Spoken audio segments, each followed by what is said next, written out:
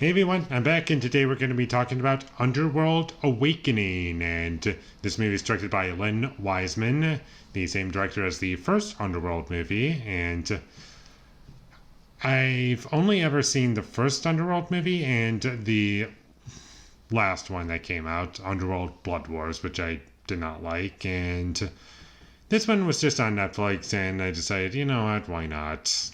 How bad could it be, right? If Netflix only wants the second one, then let's just see how it is. And I watched it, and it wasn't good.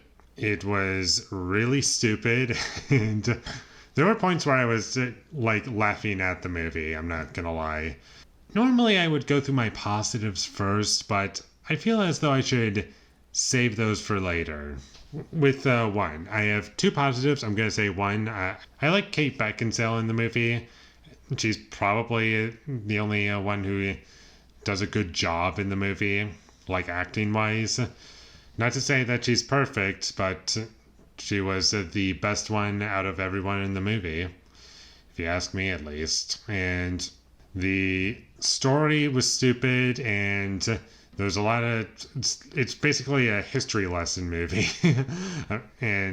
And when I say this movie is basically a history lesson for the characters in the movie, that's pretty much half of this movie at least.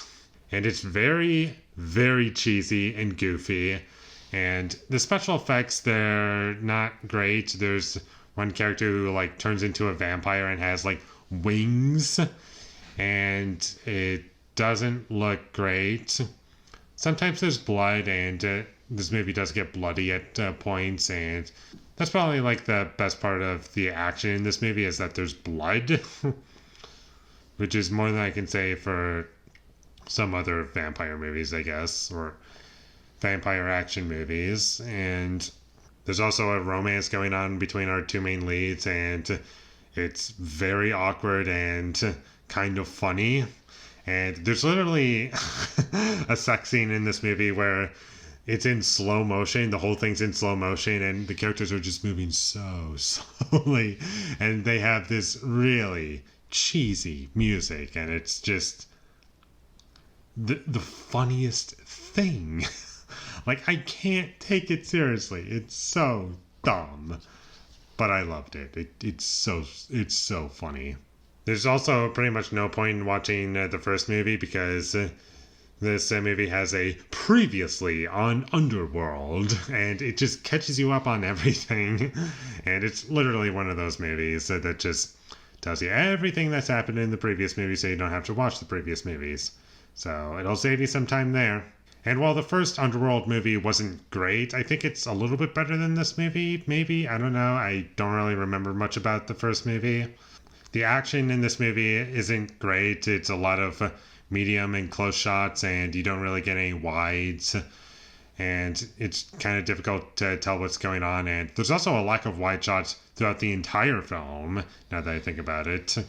I really wish that I was able to see the location, and that probably would have helped this movie out for me. And this movie's also very dark. And of course, it's a dark movie because it's always taking place at night because you have vampires as the main characters and you can't show them in the daylight, otherwise they burn. I get that, but maybe it's too much for me to ask for like a bright scene, not like taking place in the daytime or like at a point where it's not like pitch black out.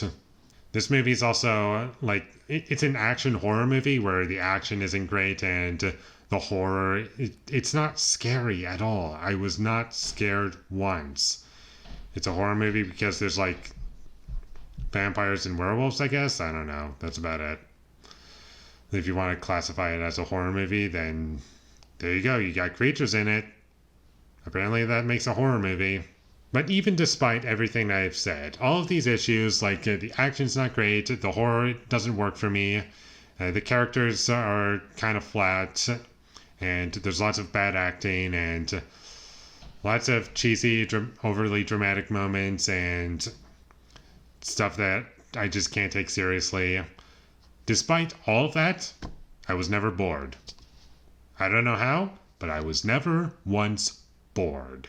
And that's about all I have to say about Underworld Evolution. It's not good, but I didn't regret watching it because I was entertained throughout the whole thing.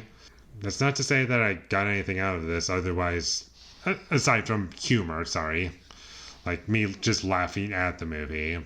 If this movie looks funny bad to you, then check it out.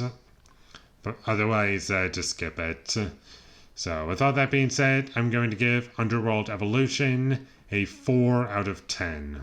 Thank you for watching my videos as always. If you enjoyed this review, be sure to leave a like and comment down below your thought of Underworld Evolution, and my social media links, they will all be in the description, so follow me there. And last but not least, subscribe to be a part of Foley Nation, and I'll see when I get my next review up, and that is going to be for 16 Candles. So look forward to that, but until I get that up, thank you for watching and have a great day.